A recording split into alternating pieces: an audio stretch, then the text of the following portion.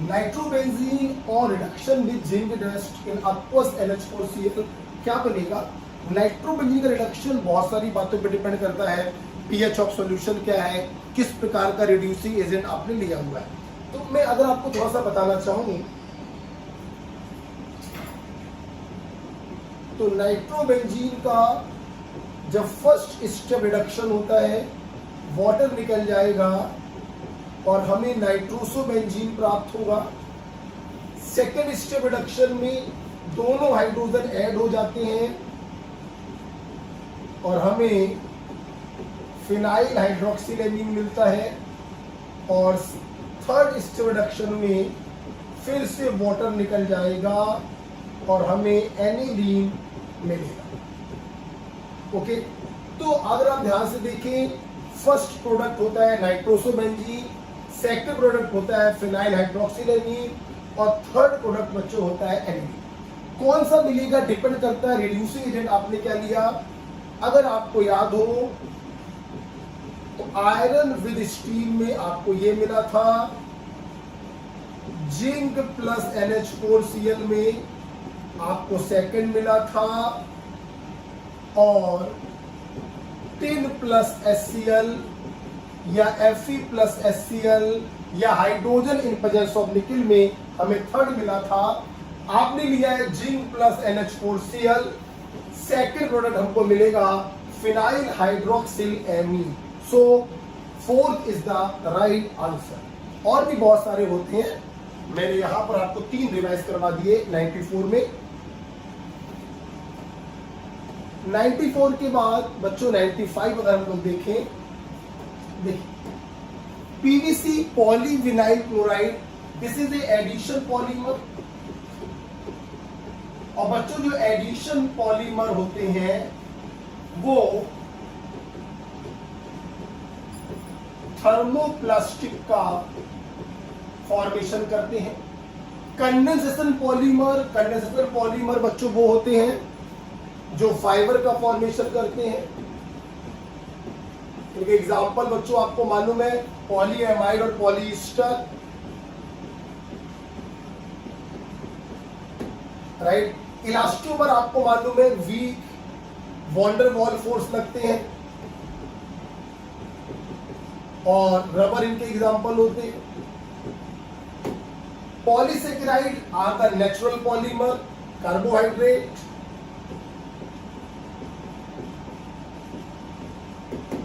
आइए मैच करते हैं। पॉलीविनाइल क्लोराइड एडिशन पॉलीमर है और एडिशन पॉलीमर थर्मोप्लास्टिक होते हैं, तो पहले का बच्चों आंसर होगा सेकेंड। कंडेंसेशन पॉलीमर जो होते हैं इनके एग्जांपल है पॉलीएमाइड और पॉलीईस्टर। डेक्रोन एक पॉलीईस्टर होता है, तो इसका आंसर हो जाएगा third. Okay, polysaccharide natural polymer fourth. Elastomer rubber होते हैं फर्स्ट। ए का सेकंड हो गया, एक ही आंसर है, तो first is the right answer. Dacron को टेरिलीन भी कहते हैं हम लोग, याद रखिए।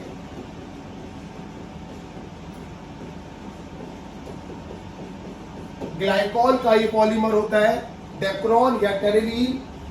ग्लाइकॉल को हम जब पॉलीमराइज करते हैं ट्रेप्थेलिक एसिड के साथ,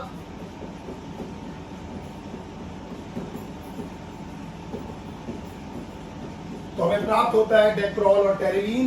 तो 95 का बच्चों आंसर क्या होगा? फर्स्ट। इलास्टोमर रबर, इलास्टोमर होते हैं रबर, फाइबर होते हैं कंडेंसेशन पॉलीमर, एडिशन पॉलीमर होते हैं थर्मोप्लास्टिक, और रेजिन जो आपने पढ़े थे मेलामाइन रेजिन आपने पढ़ा था, वो होते हैं थर्मोसेपिंग प्लास्टिक। राइट। 95 के बाद 96 आप देखेंगे। Which of the following reaction involve oxidation and reduction? दूर से दिखाई पड़ता है। फ्री स्टेट 0 होगा, कंबाइंड स्टेट +1 -1। ये देखिए हाइड्रोजन का ऑक्सीडेशन और ब्रोमीन का रिडक्शन हो रहा है। आंसर क्या होगा? 4। बाकी कहीं पर भी देखिए चेंज इन ऑक्सीडेशन नंबर नहीं होगा। आप देख सकते हैं ना हाइड्रोजन की चेंज होगी, ना ब्रोमीन की, ना सोडियम की।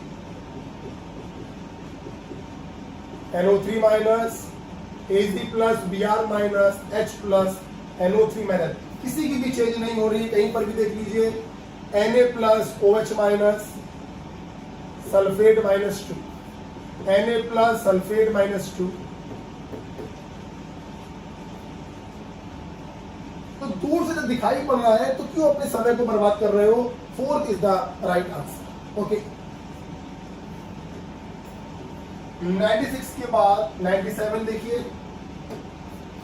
Which of following compound give blood red coloration when its Lessegne extract is treated with alkali and ferric chloride? आपको मालूम होना चाहिए लेसेग्ने टेस्ट में ब्लड रेड कलर होता है फेरिक थायोसाइनेट का, और फेरिक थायोसाइनेट तब बन सकता है जब लेसेग्ने एक्सट्रैक्ट में यहां पर हो सोडियम थायोसाइनेट, और सोडियम थायोसाइनेट तब बन सकता है जब ऑर्गेनिक कंपाउंड के पास नाइट्रोजन और सल्फर दोनों हो, तब उसको सोडियम के साथ फ्यूज करने पर सोडियम थायोसाइनेट बनेगा, जिसमें FeCl3 डालने पर फेरिक थायोसाइनेट का ब्लड रेड कलर आएगा। ओके, अब देखिए थायोयूरिया,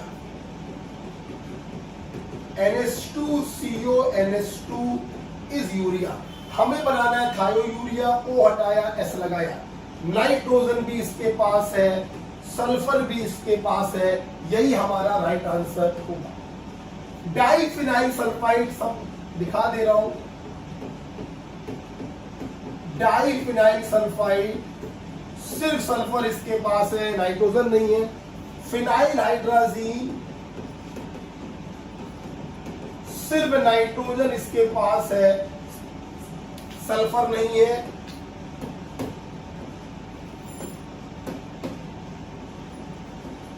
और बेंजामाइड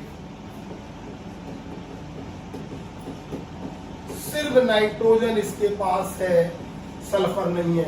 आंसर सिर्फ बच्चों क्या होगा? थायोयूरिया, जिसके पास नाइट्रोजन सल्फर दोनों है।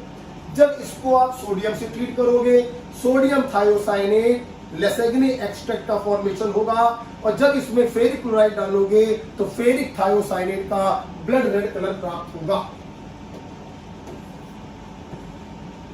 97 के बाद 98 देख लीजिए। Consider the reaction 2A plus B plus 3C बराबर P plus 2Q। Starting with 3 mole of A, 2 mole of B, 6 mole of C। Number of moles of product P and Q would be. आपको मालूम है जब भी स्टैइक्योमेट्री पर कोई question आता है, पहला काम होता है reaction must be balance, unknown reaction है बैलेंस ही होगी। दूसरा काम होता है find out the limiting reagent, 3/2 1.5, 2/1 2, 6/3 2। तो लिमिटिंग रिएजेंट कौन हो गया? मैंने लिमिटिंग रिएजेंट निकालना सिखाया है, मोल्स अपॉन कॉफिशिएंट। जो वैल्यू छोटी आती है उसे हम लोग लिमिटिंग रिएजेंट कहते हैं। तो लिमिटिंग कौन हो गया? ए। ये बच्चों पूरा का पूरा खत्म हो जाएगा। अब देखिए 2 मोल जाता तो इसका 1 मोल खत्म होता, 3 मोल जाएगा तो इसका 1.5 मोल खत्म होगा, कितना बच गया? 0.5।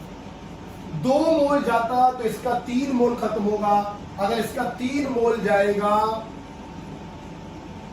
तो इसका कितना खत्म होगा? क्या लिख के कर लो, 2 मोल खत्म होगा तो इसके 3 मोल खत्म होंगे, अगर इसके 3 मोल खत्म होंगे तो इसके 4.5 मोल खत्म होंगे, बचेंगे 1.5।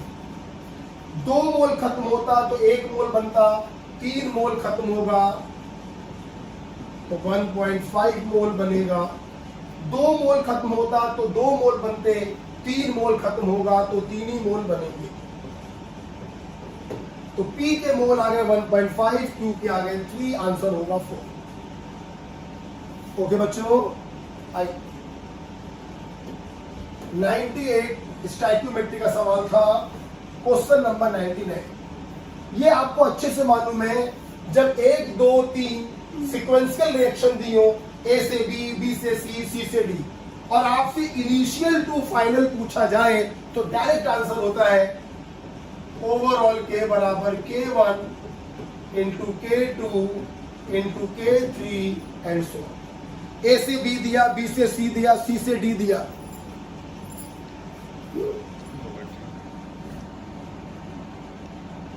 ए से बी दिया, बी से सी दिया, सी से डी दिया, और ए से डी अगर आपसे पूछा जा रहा है तो सबको मल्टीप्लाई हम लोग कर देते हैं। तो 2 चौको 8 तिहाई 24, so second is the right answer. Okay बच्चों, सब दिखाई पड़ रहा है। ये लास्ट के क्वेश्चंस सेकंड क्लिप में आप आएंगे। लास्ट के 4-6 क्वेश्चन, वीडियो रुक गया था बीच में। ओके, तो जब भी सीक्वेंस में आपको के दिए हो और इनिशियल टू फाइनल का आपसे के पूछा जाए तो सबको मल्टीप्लाई कर दिया करो, सीधे आंसर आता है 24। 99 के बाद लास्ट क्वेश्चन बच्चों है क्वेश्चन नंबर 100। देखिए,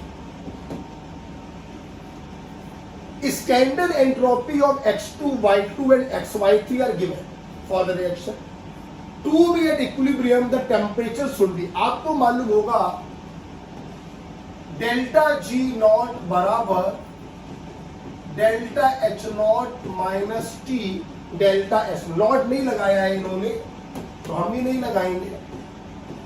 अच्छा, आपको मालूम है for equilibrium delta G should be 0, तो यहां से T इक्विलिब्रियम आ जाएगा delta H upon delta S। तो अगर इक्विलिब्रियम का टेम्परेचर निकालना है तो रिएक्शन की एंथैल्पी और रिएक्शन की एंट्रोपी आपको मालूम होनी चाहिए। रिएक्शन की एंथैल्पी तो आपको मालूम है, तो आपको निकालना पड़ेगा रिएक्शन की एंट्रोपी। मैंने आपको थर्मोडायनामिक्स पढ़ाया है, जब कोई रिएक्शन का एंट्रोपी निकालना हो, simple equal to summation of standard entropy of formation of product minus summation of standard entropy of formation of reactant. Standard शब्द का यूज मैं इसलिए नहीं कर रहा हूं क्योंकि यहां पर स्टैंडर्ड वर्ड नहीं बोला गया। आइए, प्रोडक्ट XY3 का एंट्रोपी कितना दिया है 50 minus reactant value half into X2 का कितना दिया है 60 प्लस 3/2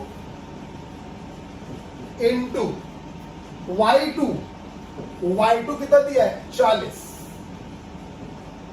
सॉल्व करेंगे 20